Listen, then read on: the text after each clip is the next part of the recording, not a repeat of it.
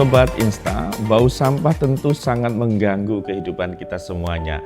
Mungkin sampah yang ada di dalam rumah kita, ataupun di sekitar rumah kita, ataupun di sekitar lingkungan kita. Berbagai cara yang dilakukan kadang-kadang orang untuk mengatasi bau sampah itu, dia menyemprotkan pewangi di dalam ruangan itu atau sekitar rumahnya supaya tidak ada bau itu. Ya, padahal sampahnya sebagai sumber bau itu masih ada di situ. Dia berusaha untuk menyemprotkan pewangi sampai berapa banyak begitu. Tapi namanya pewangi yang disemprotkan itu hanya bisa bertahan mungkin berapa lama gitu. Tidak untuk seterusnya. Karena memang itu bukan intinya. Intinya adalah sumber bau itu yang harus diselesaikan ataupun harus disingkirkan.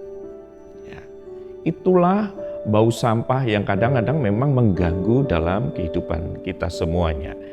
Nah Sobat Insta semuanya, ketika kita belajar Alkitab dan kita melihat satu sosok yang bernama Daud, dia pernah menyimpan bau busuk dalam kehidupannya, yaitu dosa. Ketika dia mengambil Batseba menjadi istrinya dengan cara yang tidak benar, lalu dia dalam dosanya itu dia mulai berdiam diri, dia mulai melakukan tipu daya dan bahkan menutupinya dengan kesalehan hidupnya. Padahal dia sedang menutupi bau busuk yaitu dosa.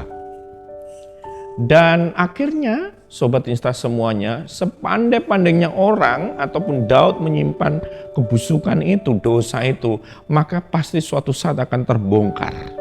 Dan Tuhan memang membongkar dia.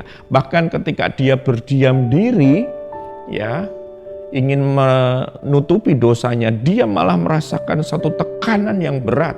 Dia merasakan sesuatu yang sangat-sangat menekan dia, sehingga dia tidak merasakan damai sejahtera. Karena itu dia harus mengakui dosanya itu. Dia harus menyelesaikan bau busuk dalam hidupnya itu. Dan akhirnya memang dia minta ampun kepada Tuhan. Karena itu Mazmur 32 ayat 1 berkata, berbahagialah orang yang diampuni pelanggarannya, yang dosanya ditutupi. Artinya ketika orang sudah meminta ampun kepada Tuhan atas pelanggaran, atas dosa, atas bau busuk itu tadi, maka Tuhan akan mengampuni, Tuhan akan memberikan pengampunan kepada orang itu, sehingga orang itu akan mengalami kelepasan, orang itu akan mengalami damai sejahtera. Tentu ketika orang itu meminta ampun, dia akan berkomitmen untuk tidak melakukan atau mengulangi kesalahan atau dosa itu. Inilah komitmen untuk hidup benar di hadapan Tuhan. Jadi Sobat Insta semuanya, sepandai-pandainya orang menutupi dosa, suatu saat bau busuk itu akan tercium. Dosa bukan untuk ditutupi atau disimpan, melainkan diakui di hadapan Tuhan, sehingga pengampunannya akan membersihkan hidup dari bau busuk dosa.